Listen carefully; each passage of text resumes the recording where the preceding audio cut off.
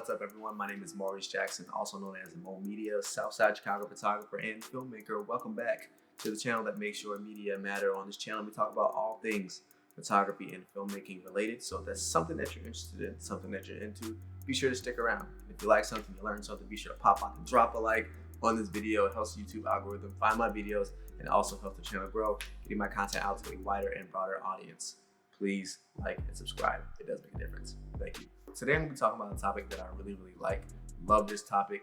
Night photography was actually the first video that I've ever posted on the channel, so you guys know that you're going to get some heat in this video. I've learned a lot of things in between that time and now, and I wanted to give you guys 4 tips on how to shoot night photography. So I'm going to be talking about this topic with my homie Jacob.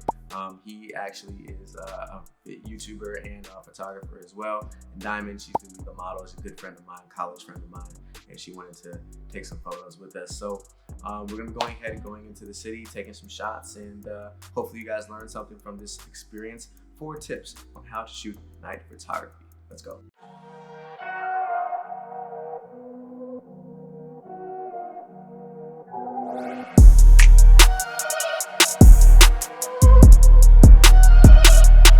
For the first location, we saw a building that had a lot of ambient light, so it didn't have any tents in the windows. A lot of light was coming out, so we were like, let's go ahead and take advantage of that. And then also, it had a neon sign. Neon signs are great for kind of creative color grading and things like that. So we went in and just took the photos, made a little teal and orange type of color grade, and it turned out looking pretty dope. So make sure you guys are looking for those buildings that have a lot of ambient light, no tents on them. Make sure you're exposing correctly, and make sure there's no spiders around so your model won't get scared. That is a very big spider. That's the spider that bit Spider-Man, I'm pretty sure. Added tip, 0.5. There you go. 4.5 tips. There you go.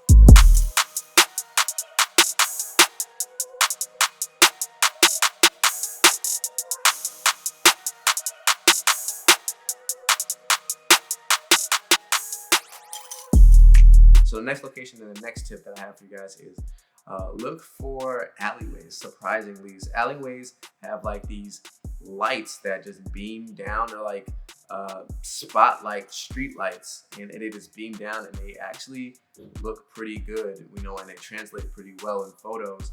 We put the light on the right side of Diamond and literally have the light taper off of her, and then in the background we had this light just beaming through for the background, and I was like, I like it. It's really moody, really punchy, super dope. Clicked it, and these are the photos that we got. Unfortunately, Jacob didn't get to get some photos in because the manager came out and he was like, hey, you guys can't shoot here because you guys are being recorded. I think it was for other reasons, but I won't say those reasons because When you're black, yikes.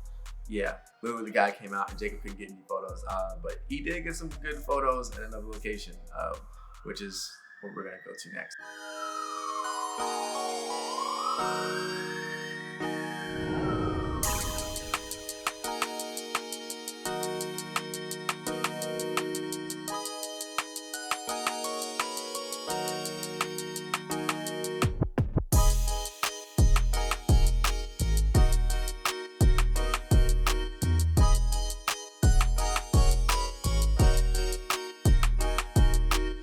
So the next location and the third tip is we had Diamond change clothes.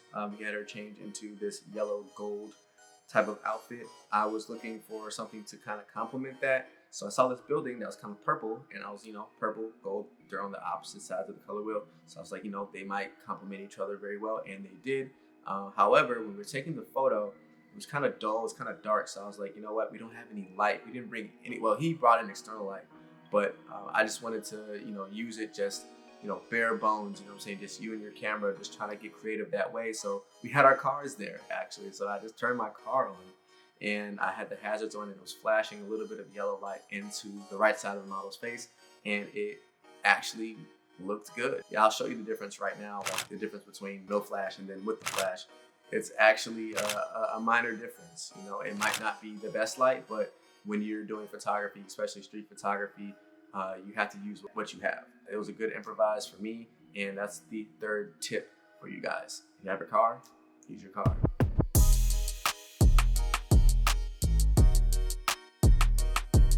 So for the fourth and final location, we had to split up because our cars were on the other side of the street. And I think there was some type of like Hispanic, Mexican, independent something going on at around this time. It was kind of crazy.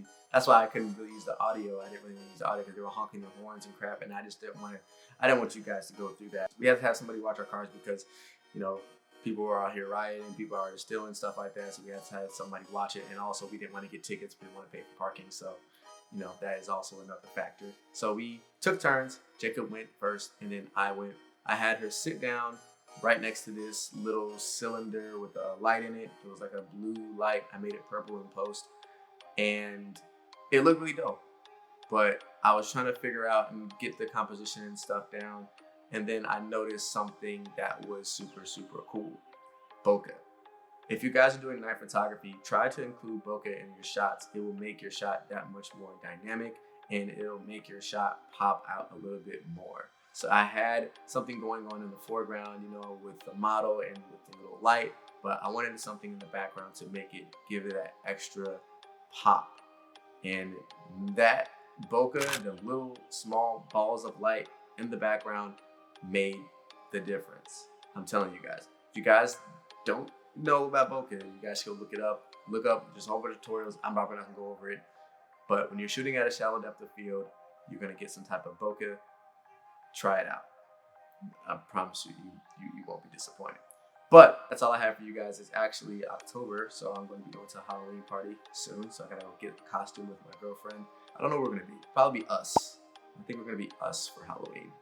We'll see. She wants to be like, you know, Cleopatra and be a pharaoh or something like that, but I'm not sure. But anyways, I'm gonna let Pastor Reese go ahead and wrap it up, and I'll catch you guys in the next video. Peace.